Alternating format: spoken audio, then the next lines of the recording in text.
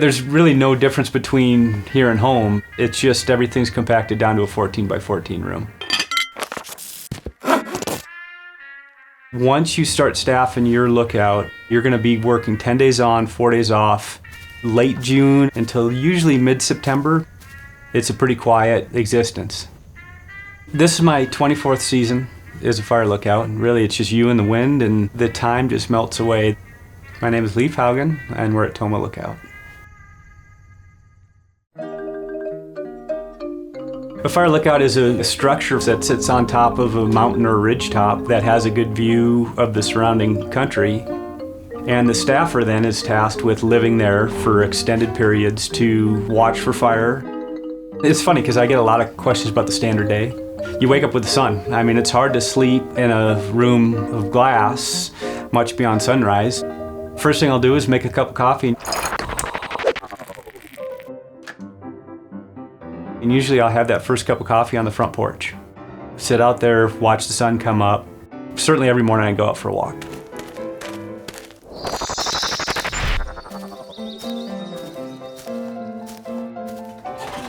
I check in at 10. Toma Lookout, good morning, go ahead.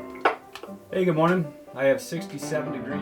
I take the weather every day at 2. Winds are calm, skies are clear. And check out at 4:15. Everything is ready, and clear. Have a good day.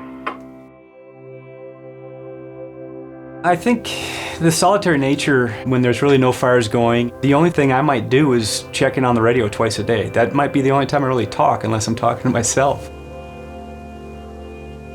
I think what's so tricky sometimes talking about the lookout experience is you're not talking to anybody about it. So you more intuit it, you more experience it. I think that's why I always use the term resonance, because you just can feel it and sense it. Maybe that's fanciful, but it certainly is the way I feel about it. You know, you just find yourself sitting on the porch watching the world go by for hours on end. It's beautiful.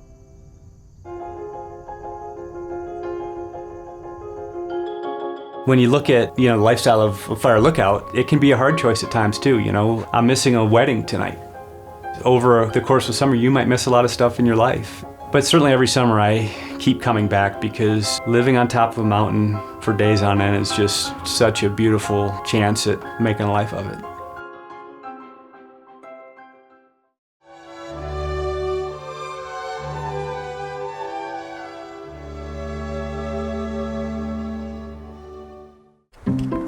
What's the highest you've ever slept at?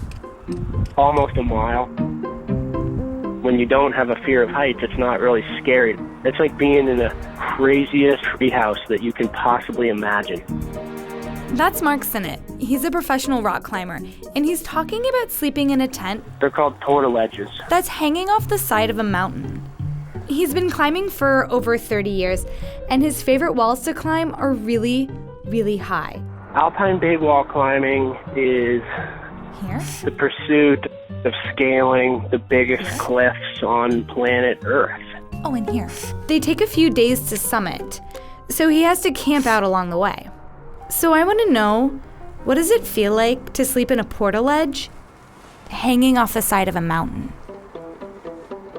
The one thing that's more or less ever present in the mountains is wind. It can be pretty violent. You can experience hurricane-force winds.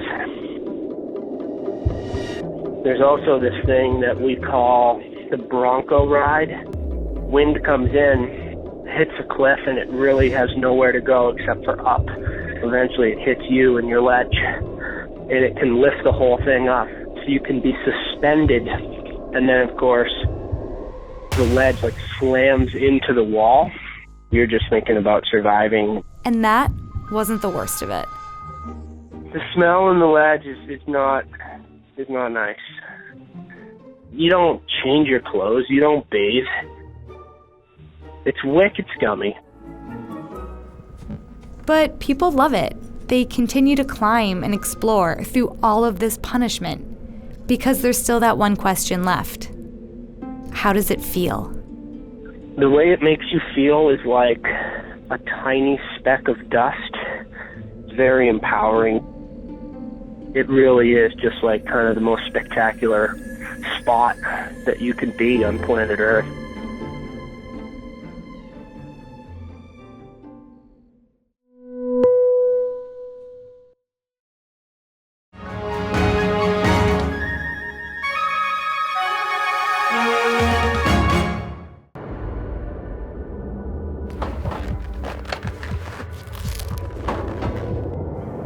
When I go down the slope, it takes me 3 seconds to get from 0 to 60 miles an hour.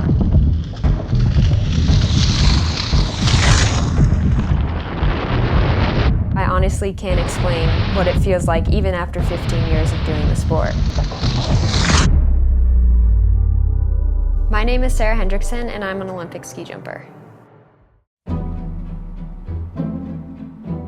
Ski jumping is a sport where I go down a 2-track slope at 55 miles an hour, and when the slope ends, I jump flying about a football field in length in the air. When I'm getting ready to go, the smell is of the fresh air from the trees and the snow in the area, and the feeling of cold, brisk air on my face. When I put my goggles on, I know it's time to go.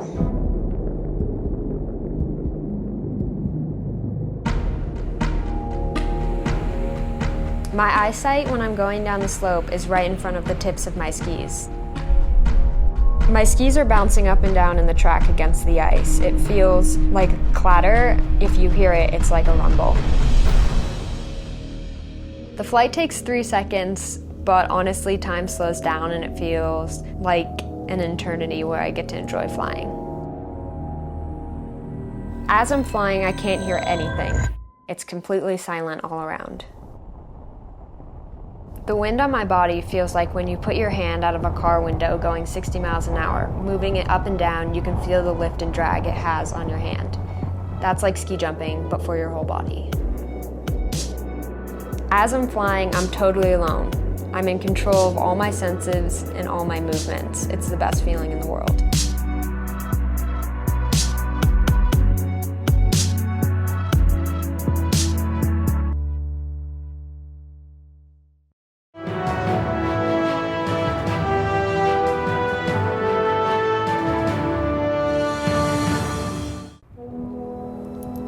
When people say they summit for the view, I think they're missing a lot of the equation of why we do the things we do. The summit, honestly, is pretty anticlimactic. The movement is, for me, the most exciting part. My name is Eric Weimer, and I'm the first blind person to have climbed the tallest peak in every continent.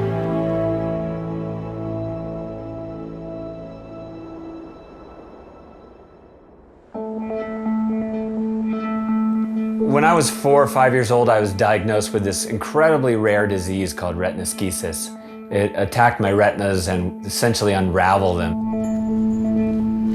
When I finally went blind, it was a weird relief, like the worst thing had happened, so there's nothing else to lose.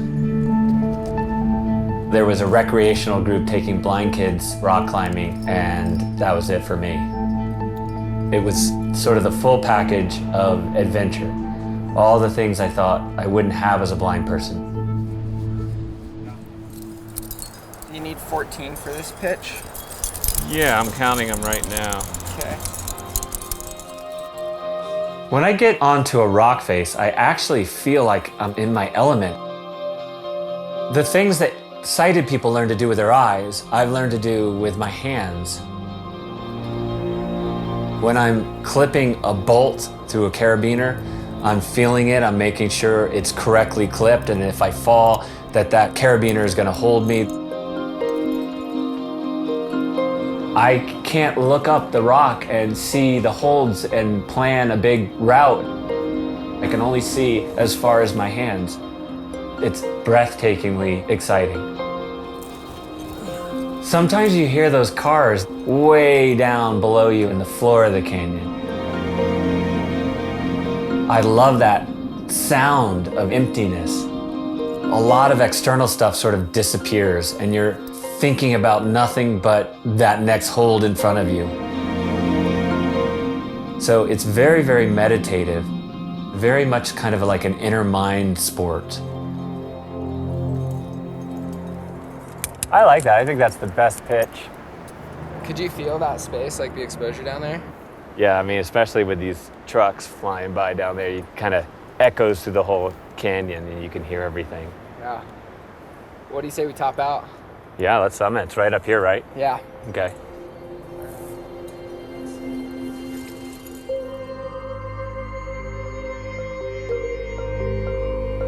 As a blind climber, it's really hard, and you just sort of have to embrace that suffering. Blindness is just a thing that happened to me. I think like all adversities, we gotta use them as a catalyst to push you in new directions. It's the idea of turning bad things into good things, and it's something I think we all could use.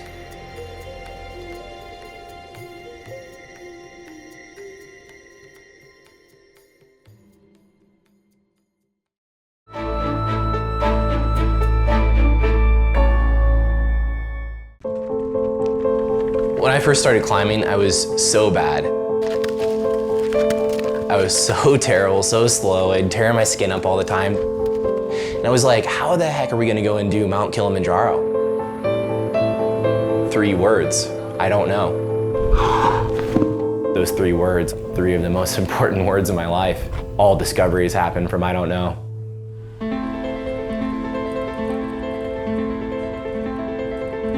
My name is Kyle Maynard, and I have an extremely hard time saying what it is exactly that I do. I've been an athlete my entire life. Football to wrestling to weightlifting and Brazilian Jiu-Jitsu, and now most recently taking on climbing some of the highest mountains in the world. I was born with congenital amputation, so it basically means my arms end at the elbows, my legs end at the knees. You know, I think some people, they look at me and maybe even feel sorry for me, but really, truthfully, my life doesn't look a whole lot different than yours. You know, I type on my computer the same way. You know, I use my phone just like anybody else. I'm on Bumble like any other single person my age. We got a match. My first experience with climbing, really anything of significance, was in a CrossFit competition in 2010. The first workout was you had to do a 1,000-meter row in this rowing machine in a sprint up Stone Mountain. Everybody else did it in maybe 25 minutes. It took me an hour and 46 minutes. I tore all the skin up on my arms, but I got to the top and I was like, wow, this is breathtakingly beautiful. And I told my friend that night, I said, I want to climb Mount Kilimanjaro. I don't know if I can, I don't know if I can't, but I do know that I want to try to figure it out. I want to go and find a way and get up there. There were a ton of challenges with getting into climbing, and the biggest one was the gear. I literally started with bath towels duct taped to my arms and my feet.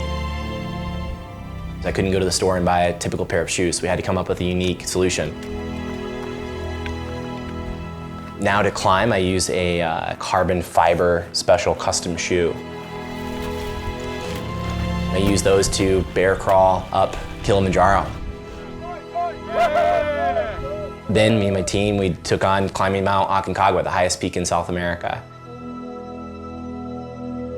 I felt my body was like in full shutdown mode.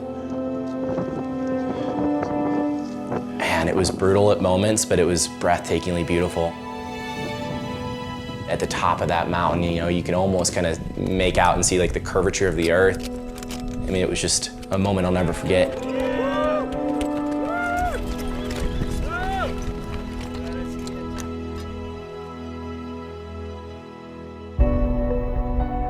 The reasons I climb aren't that different from other people. 95% of it does suck. I'm staring at the dirt. I'm not even able to go and talk to my friends and see the beautiful views unless I stop and sit down and look. But that 5% that doesn't suck, it's amazing. Getting into a place that there's no way my wheelchair could have brought me there, that's what I love. I'm not trying to live to be 1,000. Like I want to go out there and have my life mean something.